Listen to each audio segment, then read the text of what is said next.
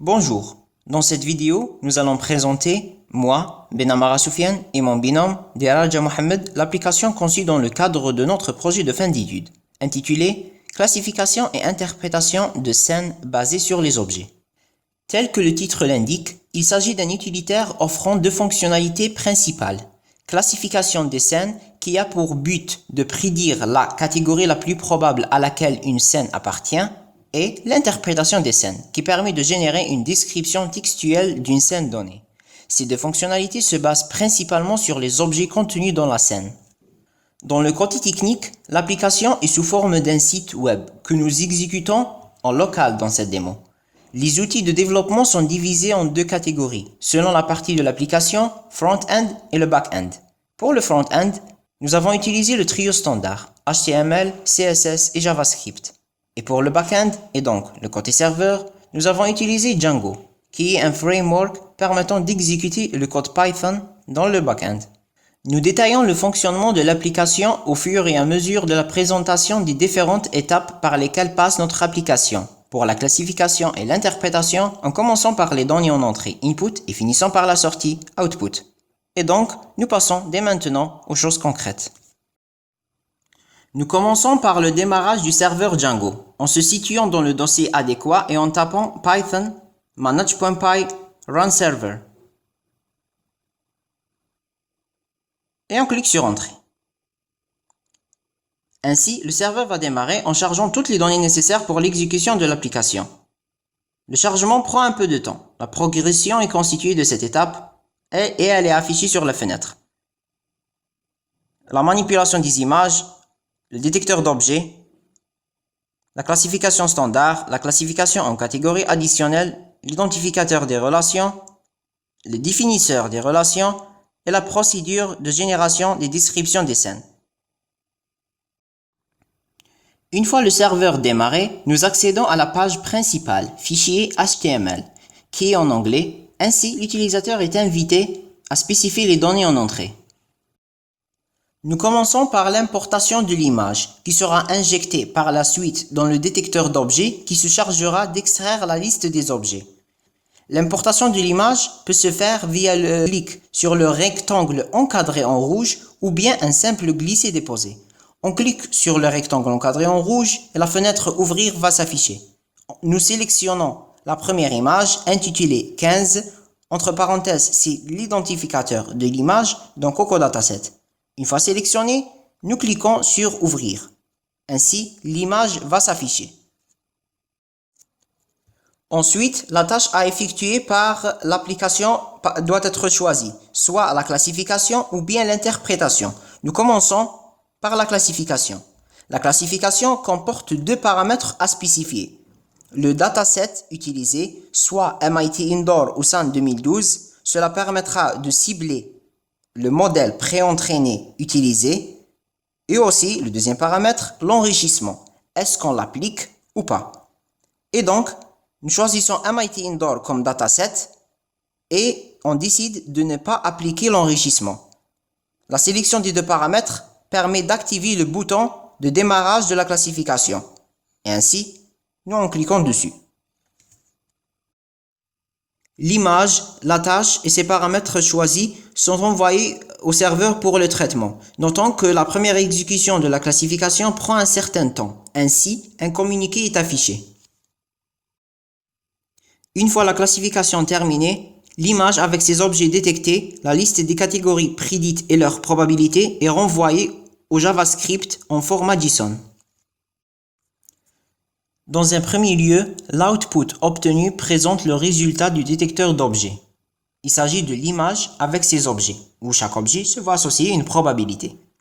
Nous remarquons que l'objet mouse est détecté avec une probabilité de 78%, et aussi l'objet keyboard et l'objet laptop, qui est une prédiction pas assez correcte puisqu'il s'agit d'un PC de bureau et non pas un laptop. Et ensuite, nous avons la catégorie la plus probable qui est Operating Room, donc une prédiction erronée. Et en dessous, nous avons une liste des catégories et leurs probabilités triées en ordre descendant. Donc, la première catégorie est la plus probable, Operating Room, avec une probabilité de 32,33%. 35%. Et en allant vers dessous, les probabilités vont diminuer jusqu'à la dernière catégorie avec le rang 67, qui est le nombre des catégories dans MIT Indoor. Après cela, l'utilisateur peut refaire la tâche en cliquant sur Input Image and Parameter Tuning. Et donc, nous cliquons dessus pour refaire. Nous cliquons sur l'image précédente pour choisir une autre.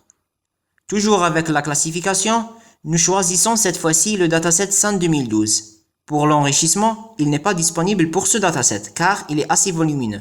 Et donc, la plateforme utilisée, Google Colab, ne permet pas d'entraîner un tel modèle. Cela a été bien sûr mentionné dans les mémoires. Nous cliquons sur Start Classification and Show Results. Nous attendons un peu et voici les résultats. Les deux objets détectés dans l'image sont Person et Horse. La catégorie la plus probable prédite est Riding Arena, qui est une prédiction correcte, bien évidemment, avec une probabilité 34,3%. Et en allant vers dessous, nous explorons les détails des catégories prédites, jusqu'à la dernière qui est Ice Shelf, avec le rang de 663, qui est le nombre de catégories dans SAN 2012. Nous recliquons sur Input Image and Parameter Tuning pour refaire une autre classification. Cette fois-ci, nous analysons l'impact de l'enrichissement sur la catégorie prédite. Nous sélectionnons une autre image avec la classification en utilisant MIT Indoor qui possède l'option de l'enrichissement. Nous choisissons dans un premier lieu de ne pas l'effectuer, donc No. Nous commençons la classification, nous attendons un peu et voici les résultats. La catégorie prédite est Auditorium avec une probabilité de 7,85%, qui est une prédiction erronée, bien évidemment. Nous remarquons que la deuxième et la troisième catégorie ont des probabilités très rapprochées de la première, et donc nous déduisons que le classifieur a du mal à distinguer entre les catégories. Il ne peut pas déduire celle qui correspond à la scène actuelle. Nous revenons vers l'input et nous choisissons cette fois-ci la classification avec l'enrichissement. Nous attendons un peu et voici le résultat. La catégorie prédite est Garage, avec une probabilité de 17,42%, qui est une catégorie plus proche à la catégorie réelle de la scène, qui est normalement un port, que la catégorie prédite sans l'enrichissement, Auditorium. Et donc, nous voyons le potentiel de la classification avec l'enrichissement dans l'amélioration du taux d'exactitude de la classification. Nous passons par la suite à l'interprétation. Pour cela, nous revenons vers l'input. Nous choisissons une image en entrée et nous sélectionnons l'interprétation. Pour cette tâche, que le choix de l'enrichissement est disponible. Nous choisissons No et nous cliquons sur Start Interpretation and Show Results. L'interprétation prend plus de temps en la comparant avec la classification. Cela est dû aux étapes supplémentaires nécessaires pour générer la description de la scène. Pour aller plus vite, nous accélérons un peu la vidéo. L'output obtenu est constitué de trois parties. L'image avec ses objets, similairement à la classification, la description ou l'interprétation de la scène. In this operating room, there are a wireless mouse and an operating laptop. La description est partiellement correcte, puisque les relations unaires, attributs des objets, ne sont pas correctes. Et la dernière partie qui est le graphe des relations de la scène.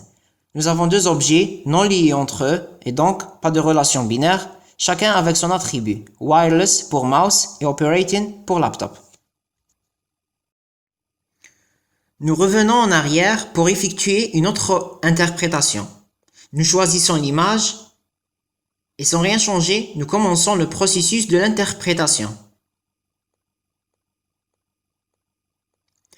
Le résultat obtenu est lui aussi partiellement correct. La catégorie est erronée, c'est un bedroom et non pas un movie theater. Par contre, les relations sont correctes, sitting cats on a bed. Et pour la dernière fois, nous entrons une autre image pour l'interpréter.